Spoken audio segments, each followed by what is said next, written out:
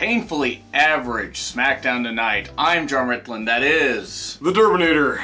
And we are 12 days away from SummerSlam. Yes. They have suddenly gone to 11 matches for the card. Now, they only had like 4 or 5 announced on Raw. This is one of their big 4, and they spent... I mean, they've had way too many pay-per-views. The big issue also is they're going to Fox... And and we may make this part of an audio podcast thing at some point. Yep. They need to make this such a grand show where they do everything right to get fans back into it. Because fan interest is dwindling. Yes. Fan apathy is at an all-time high. Yeah. Some are taking it for what it is, and some think it's entertainment. Some are just taking it. I mean, judging by the way some fans are walking, probably. But... this is in Memphis, and it was walking. And if it's in Memphis, you know what that means. That means we have Pedal Lawler there. I was gonna say honky tonk, but thankfully not. Thankfully not. We get Shane saying that he won't be on SmackDown. He wasn't actually. Why did it look like he was taking a shit while he was doing that? Probably was. He's also sweating all of the time. He's also taking. But we got an amusing little segment after this. We did. He took the best shit in the world. The best shit in the world! Shit! McMahon! I don't know why I encourage him to do that. Owens, though, he mocked Shane, but wait, how are we gonna... We'll get through this, fans! We'll get through this without... Yeah. Owens... He did great on this. He did. They have to have Owens win at SummerSlam. They need to have him win. If... Some people, not just one person, but other people who suggested, they might replicate what happened with Zayn and, what happened with Brie and, Nikki and Stephanie and have Zayn attack Owens. And let me tell you right now, if they do that, the ratings are going to fall even more. And we'll have all wished that this angle died in the womb. True. Speaking of the Bellas. That's true. That was one of the worst. I mean, granted, put the Bellas on TV more. Who the fuck wanted that? Sorry if you wanted that. Good for you. Anyway. But anyway, we get Drew attacking Owens verbally and then physically. Yes. And then we get a match. It was a long match. It wasn't a bad match. It was just a match. It was a match. It existed. The stunner. Owens, you got to get that kick up better. Yeah, we were talking about that, and I was saying like he needs to hit that gut kick a lot better. Because right now it's just It's when someone first starts out in martial arts and they try to kick above their waist and they're not very good at it. So they can only keep their leg up for like a picosecond before they have to drop it back down on the ground. I know he has bad knees. I mean, I'm sure he does. Yeah. I mean, he has a lot. The thing about that is it doesn't require a lot of knee strength to do. Right, but still, I mean, they need to find a way to fine-tune this shit. But Owens did win. If Drew is not in the main event after SummerSlam, I don't know what the fuck they're doing. Yeah. They have almost completely ruined him. Yeah. But speaking of not ruining things, at the very least, having a stunner means much lower risk of injury for either party with that buckle bomb that he'd always do. And or the apron bomb. Yeah. It is what it is. I'm not knocking. It's just it was decent. But then we get Bayley to Ember. Well, just remember that I chose you. This is not the first time. Ember 2, I choose you. Ember Moon. Would you stop talking about what you want to do with Ember? No. Okay. So, but yeah, Ember, I choose you. This is not the first time we would have someone that is kind of Caucasian, kind of not. Apparently, Bayley is half Mexican. I did not know this. Saying to a black person, kind of belittling them, don't worry, we'll get to the worst one later. Oh boy. But, hey, Bayley was like, what'd you do that for, Ember? Why'd you do this? Why'd you stun me? Because you chose me as an opponent. I want to make sure you're taking me seriously. Maybe? I think this is your life thing still, haunts Bayley, so she doesn't understand how logic actually works. But yeah. We get Ziggler name-dropping Goldberg again during this. Bro. Do not give us Goldberg versus Ziggler at any point. Don't you fucking dare. Ziggler versus Gilbert. Don't even give us that, because I don't even think Dwayne Gill should be wrestling anymore. Never should Goldberg. But then we get an Alistair promo. Yeah. Again. Again. Focusing on character work. Making it feel as if every opponent that knocks at his door needs to be a big deal. Again. You can't... I agree with you. Okay. I totally agree with what you're saying. But if they go to this well one too many times... This is the second time they've done it for an opponent. Granted. But those promos that they did for a while, they went on a little too long for me. Yes. For me. Too long as in per episode, or too long as in too many weeks on before finally revealing an opponent? Yes, the second one. Okay. That was my issue. That I can agree with. But I think they are going to have to hasten their pace a little. Hasten it. Because SummerSlam is around the corner. I mean, we find out that he's going to have a match. It's just... They have too many people and they need to cut some and they don't want to. They're going to be forced to. I'm not saying cut Aleister Black. No, I'm not saying cut Aleister Black. But then if you cut some people, you could actually feature Aleister Black a little better. I don't think it's the intent to feature him in the ring for these promos or doing stuff like that. These pre-tape segments do last just as long as normal promo segments do. It also gives some time to get across his words in the way that he wants to relay them or in the way that creative wants it to be done. It allows for more leeway and allows us to, make sure that Aleister is being presented at his best for these promos, how they're written. I get it. I don't like so much repetition. Okay. That's just my take. I want Aleister to succeed and I hope he does. Okay. But then we get Ember and Bayley versus Alexa and Nikki Cross. I'm just going to say once again, Graves is unbearable on commentary. I mean, he just is. He is one of... I barely noticed him tonight. Mostly because I've kind of tuned him out, but... The few times... Well, I mean, there are times where he's, not that bad. One, it's a good thing that Byron's back. Hopefully he is... all thoughts are honestly with Byron Saxton, who lost his father. Yeah. Graves, it's funny that Graves, talks about, giving tips out. And Carmella got more than that from him. Yep. I was making that joke earlier. It's like, Corey, you've given out more than tips. Yeah, just the tips. So, the match was fine for what it was, but we get Alexa pinning Ember, and I don't get it, because if Alexa and Nikki aren't going to be featured on SummerSlam, why are you doing this? They will. I know, they'll probably be featured. They'll probably be put in this match. Which will be... I pinned your chosen one, so I get to be in the match as well. So Ember can pin Alexa, and then Bayley loses her title. Or Alexa pins Ember. They could do that. Anyway. Moving on, Bayley then lays out Ember afterwards. Yeah. That push was fun while it lasted. Sarah interviews Sammy, and he's going to have a feud with Aleister. That's pretty much the basis of this whole thing. Most likely, and I would love to see that match as long as Sammy is taken seriously for it.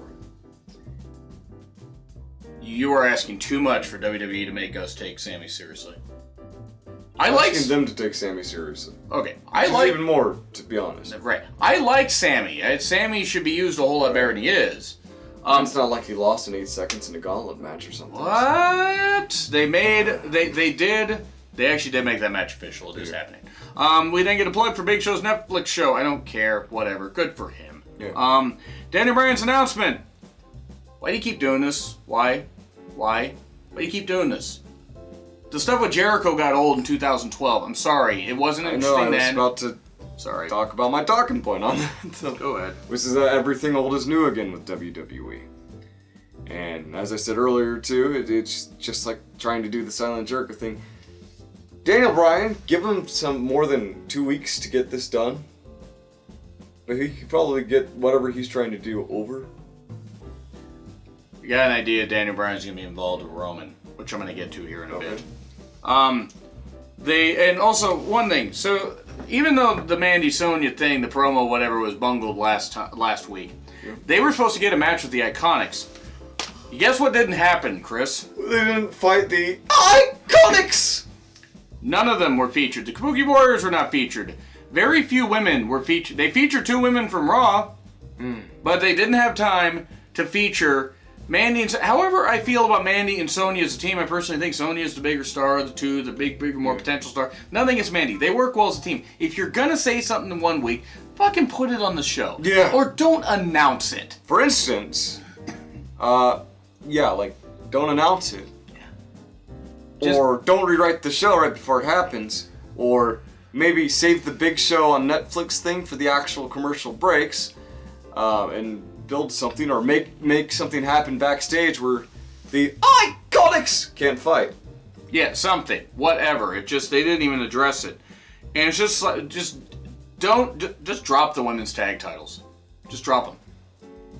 Seriously. And I love the Iconics, but it's just, if you're not even going to have them defend them, especially in anything meaningful, do that, scrap it, make, as you suggested, a women's mid-card title, TV title, something. Take the beautiful plates that you made for those tag team titles and replace the Raw and SmackDown women's tag title plates with those. Oh, right, yeah. Nah, that could work. We then get to King's Court with Trish. Oh boy. Yeah, Pedo King, by the way. Here's Charlotte. It's like the Burger King. Yeah, it's like that's all he's eating. Not that I'm one to talk about fast food, but seriously. Yeah, no. Here we have Charlotte, and she kind of calls out Trish. Oh, what? You don't want to match Pizza with me? Hut, more like Pizza Slot. Yeah, I can live with that. Saucy all over. Anyway, where were we? Moving on, we were talking about Charlotte not cutting one of her best promos. I mean, it was... So, the usual? No, Charlotte can cut a good promo. It's just this was more along the line of... But I mean, that's more along the lines of the status quo with Charlotte is that her promos are usually weak. Sometimes they're good. Sometimes they are good. But this was not one of them. I mean, it wasn't horrible, but it's Finishing just... the sentence and woo isn't a way to make a promo good. Yeah, and I mean, that could be just much uncreative. So, we're getting our match at SummerSlam. Yeah. Whatever. If this match going to be on 10 minutes is a bad idea. Yeah. I got nothing against Trish. I'm not against using legends to put over current talents. I mean, you could try and give the women's division a facelift, but I think Trish has already got that covered. It's like... Yeah. What we got next? You know what? I do have to say this. I'm sorry. It's like, and not just her. King looks fucking horrible. He's looked horrible for years. Trish, please stop. You are a beautiful woman. Don't do that to yourself. Yeah. Don't. I mean, do whatever makes you feel beautiful, but just don't do too much, please. Yeah. It'll hurt you in the long run. Really. That's why she took her implants out. Anyway, we have Styles, Gallows, and Anderson talking backstage. Yeah. The name is dumb. That's it. Okay. They look like they're having I mean, fun. Gallows is an interesting name, but whatever, dude. It's whatever you think. Torpedoing that? Yeah. Okay. I do like how they look like they're having fun. That's great. It's just the name fucking kills it for me. And then, my favorite segment of the night. I feel like that's sarcastic. Is it the Firefly Funhouse? It's a goddamn Firefly Funhouse. The rabbit compared Balor to a honeybee. Yeah. He flies around, pollinating all the ladies. I think that's how that works. I mean, he kind of does. He has bounced around quite a bit. Bray comes stomping in and looking for a rambling rabbit, I guess, but, you know. Because he was trying to tell him what the Firefly Funhouse actually is, which we know what it fucking is. We've known since first fucking week. And that is... I got a damn abortion. No, it's a fucking smoke screen, and it's just obvious that it's just supposed to be an evil thing. We knew that. That's all. Yeah. Let me in, essentially, was it. You? We're getting that match at SummerSlam. Ooh. Finally, at least it's not with Sister Abigail and Pumpkinhead Finn. Fucking goddamn sake, that was so bad. Yeah. Raw recaps of Brock's beatdown. Yeah, and now that all the promos are done, let's get to our third match of the night. Yeah, we were about 75 minutes in at this point. Balor and Ziggler. Was a match. It existed, and then Bray showed up. Everybody else, spoopy. Oh look, he's here. But instead of doing the same damn thing he's been doing every time he's been showing up, he appears on the ramp to distract Finn, which allows Dolph a moment to get in some sweet chin music and. Yeah. 1, 2, 3. 1, 2, 3. And frickin' announcers or commentators are acting like this is the first time Bray's shown up. On the ramp! But he'd shown up twice before. Yes, I know. I mean, you're right. Maybe it's the first time he's shown up on SmackDown, so I guess that's it. Not since the Raw reunion. Oh, God. I think this is the first time he showed up on SmackDown. No, that's what I was actually saying. It's just, whatever. Prove me wrong, WWE. Maybe you can actually prove me that you're going to not turn him into a joke. Ali versus Nakamura. A lot of Kinshasa reversals, and Ali eventually won. Yes, this was a pretty good match, showcasing Ali.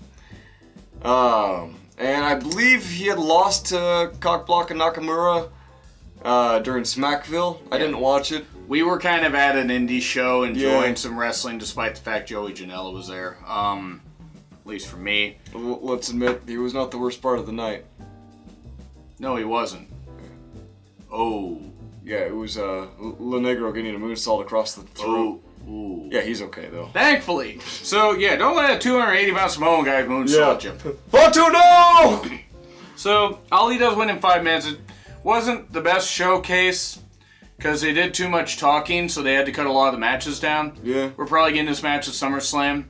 We should be getting this match at SummerSlam. I think that's what they've been building to. I really hope that they do... Making the SummerSlam match the rubber match. Utilize Ali, and I'm not talking right here in the next few months, but if they don't see what they have in Ali, I'll be surprised if Vince makes him WWE champion ever. I don't think it would have happened at Mania. So moving on, Orton and Kofi. Of course, Orton says Kofi can't hang with me because of course Orton would point out the black man hanging. I knew you were gonna go there too.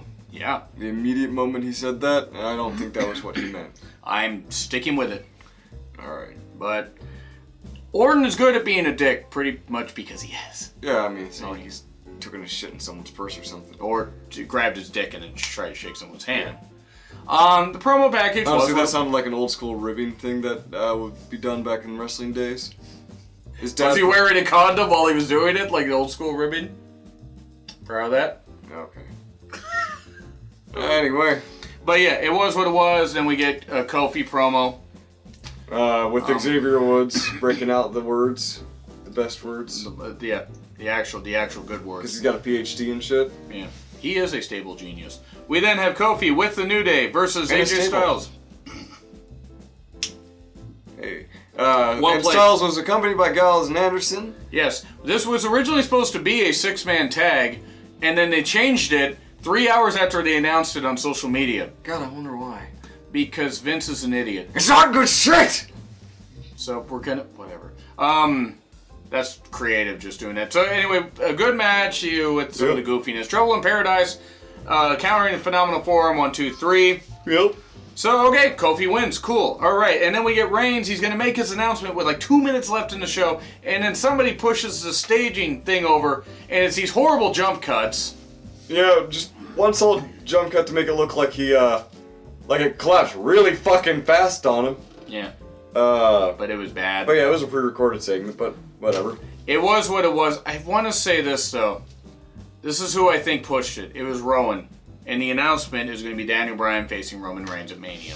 Or SummerSlam. Roman versus Roman. Because they just want to piss you off. That means I have to cheer for Roman, Chris. Keep Roman, what? I don't know what they're going to do. Who do you think pushed it? Probably Samoa Joe. So, yeah. With the whole Samoan Summit? That was good shit, Chris. Such good shit. See, it was a little better than Raw. A little C-. I guess C-. I'm going to give it a C. And if you see where I'm coming from, or if you see where he's all negative, there's a poll right up here. Never negative. And you can grade on the poll on what you thought of the show. Can you put plus and minuses on your poll, Chris? No. Why not? Fuck you, that's why. Okay, YouTube really allows that stuff. Yes. Like, dislike, subscribe, leave a comment down below, share the video around. You almost palmed me. And yeah. Go ahead. All right. This is Real Honesty with John Ritlin. I am not John Ritlin. I am the Durbinator. And You have a great night.